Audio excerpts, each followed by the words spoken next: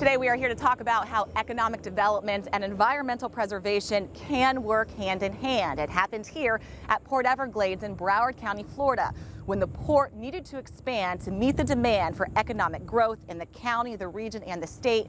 They worked with environmentalists to expand the sensitive mangrove habitat here at the port. Here's a look at the project and what Port Everglades officials and environmentalists are both seeing as a success.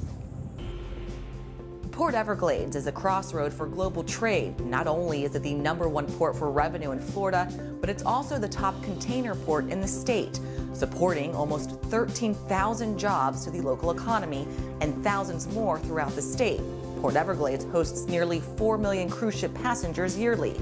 Truly an economic engine of South Florida, this growth trend is expected to continue. All our investments in how we work with the business community is designed to encourage local business growth. Recently, the port embarked on an expansion project, increasing its berth capacity by lengthening the turning notch to safely accommodate larger vessels docking at the port. On any given, Thursday, Friday, and if you would look over there at Southport, you would see that we're at full capacity. But Port Everglades is also home to environmentally sensitive mangroves that host a variety of wildlife, fish, birds, and manatees vital to South Florida. Plans to remove some mangroves for the expansion worried environmentalists. The loss of mangroves has been a tremendous problem, not only here in South Florida, but around the world. Mangroves are the single most important tree here in South Florida. We view ourselves as environmental stewards. We had to address the mangroves in advance so we would be able to have the opportunity to expand the berth capacity.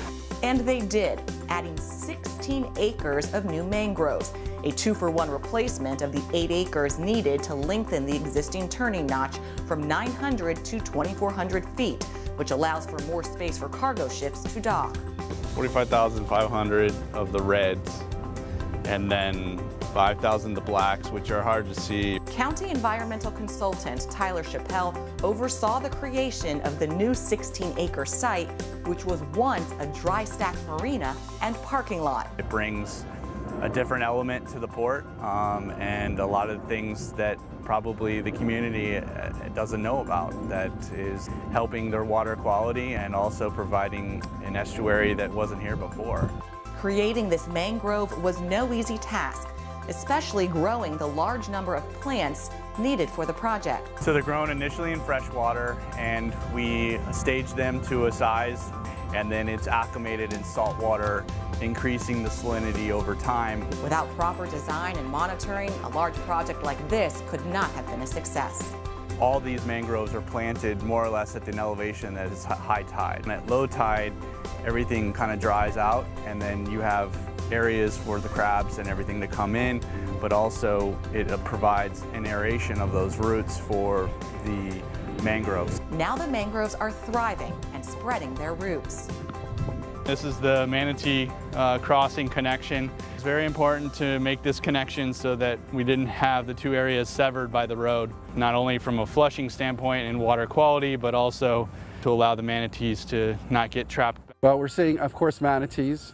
We've seen snook, we've seen snapper. A win-win situation for everybody, including the birds, which is important to the Audubon Society.